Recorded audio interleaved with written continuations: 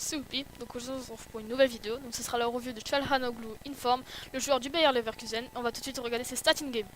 Donc voilà ses stats in-game: 81 de stand, 89 d'effet, 82 dribbles, 90 de coup franc, 86 de long shot, 90 de puissance de frappe, 80 d'agilité, 5 étoiles mauvais pied, 4 étoiles geste technique. Donc sa fourchette de prix se situe entre 15 000 et 30 000 crédits. C'est vraiment un prix abordable au vu de la qualité du joueur.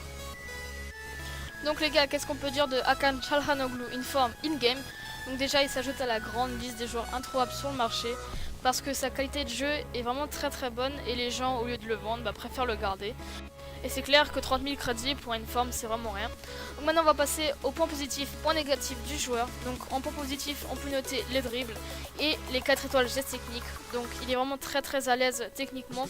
J'ai pu faire des scoop turns, des Ronaldo shop, des stop and turn dans tous les sens. Et ça sort extrêmement vite malgré qu'il a seulement 80 en dribble. Ensuite un autre point positif chez le Hakan Çalhanoğlu, donc c'est ses coups francs, c'est vraiment sa marque de fabrique.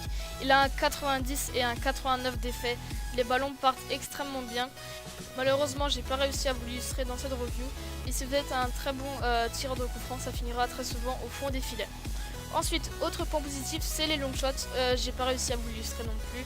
J'ai plutôt forcé sur son côté finisseur, mais ça part aussi très bien. Et si vous voulez vous faire plaisir, tirer des long shots dans tous les sens, n'hésitez pas. Ensuite, sa puissance de frappe, c'est combiné avec ses coups francs, etc. C'est vraiment sa marque de... Il tire extrêmement fort devant le but. Et combiné parfois avec sa finition, ça finit très souvent au fond des filets. Ensuite, autre point positif chez lui, c'est ses 5 étoiles mauvais pied. Il tire aussi bien du pied droit que du pied gauche. Donc c'est vraiment très appréciable chez lui parce qu'il peut très souvent la mettre au fond des filets. Ensuite, il a une bonne qualité de passe, donc c'est ce qu'on lui demande pour un MOC.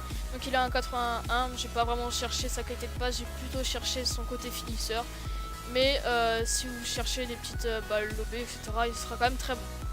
Ensuite, on va plutôt se diriger maintenant vers les points négatifs. Donc déjà son physique, il a un 52, c'est vraiment une victime. Il se fait bouger très facilement, je suis tombée sur des défenseurs assez costauds et j'ai quand même eu un peu de mal. Ensuite, tout ce qui est tête et saut, c'est vraiment pas bon. Moi j'aime bien avoir un milieu offensif qui est un peu bon de la tête. Malheureusement c'est pas trop son cas, donc il a un 53 en tête et un 67 en saut. Donc centrez pas sur lui, ça servira strictement à rien. Donc ensuite, autre point négatif, c'est son endurance. Ça m'a parfois gêné parce qu'il se fatigue assez vite. Et pour finir, je vais vous parler de 2 points entre parenthèses, donc c'est la vitesse et la finition. Donc sa finition est de 73, c'est pas une grosse stat, mais il faut pas oublier que c'est un MOC. Et devant le but, il fait quand même le taf. Ensuite, sa vitesse est de 76. C'est clair que c'est pas un gars qui va courir tout droit, etc. Mais bon, pour un MOC, c'est quand même acceptable en 76. Ça lui permet parfois de faire de belles remontées. Et donc là, vous avez déjà le dernier clip de cette revue, une petite enroulée, voilà, un petit semi-long shot, avec une petite prime en fin de vidéo, un petit rush kit. Voilà, on se retrouve pour les points positifs, points négatifs du joueur.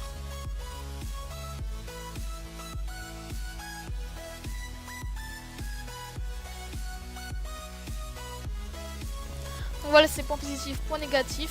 Donc en point positif, on peut noter les dribbles plus les 4 étoiles geste technique, coup franc, long shot, puissance de frappe, 5 étoiles mauvais pied, passe, entre parenthèses finition et la vitesse.